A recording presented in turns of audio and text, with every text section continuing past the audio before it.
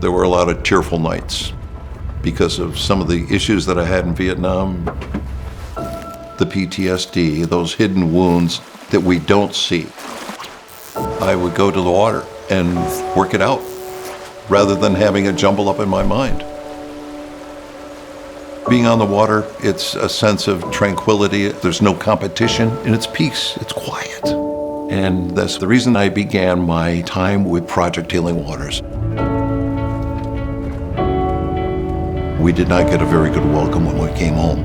We were spit on and called baby killers and all sorts of bad names. If we had Project Healing Waters, I think that the healing process would have been a lot better.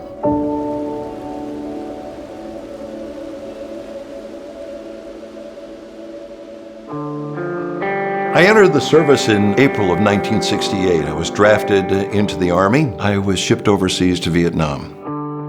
My job was to bring these individuals that were killed in action, my brethren, and take them down to Saigon, where they were then embalmed and taken back home. We probably processed over 400 GIs that were killed in action. To this day, I still see them in my dreams and in my thoughts.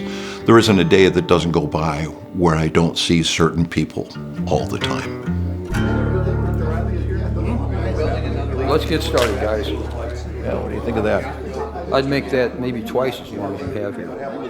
One day I was walking into the VA hospital and I saw a sign on a bulletin board that said, "Free fly tying, come join us." So I went to the auditorium and there were a few people in there. One of them said, "Hey, you want to tie a fly?" I was hooked.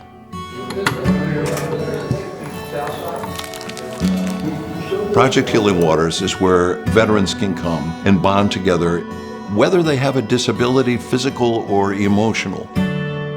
What matters to us is inside a person and not what's outside a person. Fly fishing, you're casting the weight of the line. There isn't any lure to speak of on the end of the line like there is with casting or spinning. The fly doesn't weigh anything, and timing is everything. I sat there at that table and started tying flies. And the next thing I know, 3-4 hours had passed. I felt so relaxed in my own world, nothing else around me. It was a very therapeutic thing.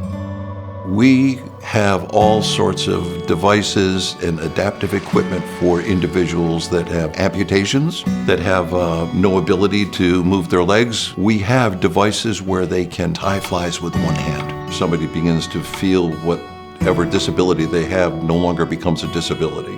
It didn't take me long to get myself involved where I wanted to volunteer my services. And I started coming back week after week to help these disabled veterans in any way that I possibly could. I started suffering from PTSD symptoms. Going to a restaurant, you always get a set where you can watch the front door, or the night terrors, or the dreams. We come together with other veterans who may not be able to talk to their family or their friends or their wife or whatever, but they know that they can talk to other veterans. Hey guys.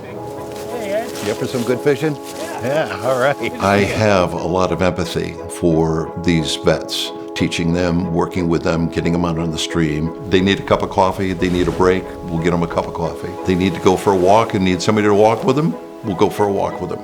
We'll listen to them. We put in a lot of long hours sometimes. We get paid by the joy that we have with the participants. How we doing, huh? Oh, just hunky-dory. Hunky-dory, eh? Those are the glowing moments when a veteran comes up to you and embraces you and says, "You guys have done a marvelous job. And you have made my brother, my father so much better." We've seen such a change in him. And we see it here locally with many of the vets that are in our program and the change that has come about them. I would do anything I could to try and help these vets. I've been there.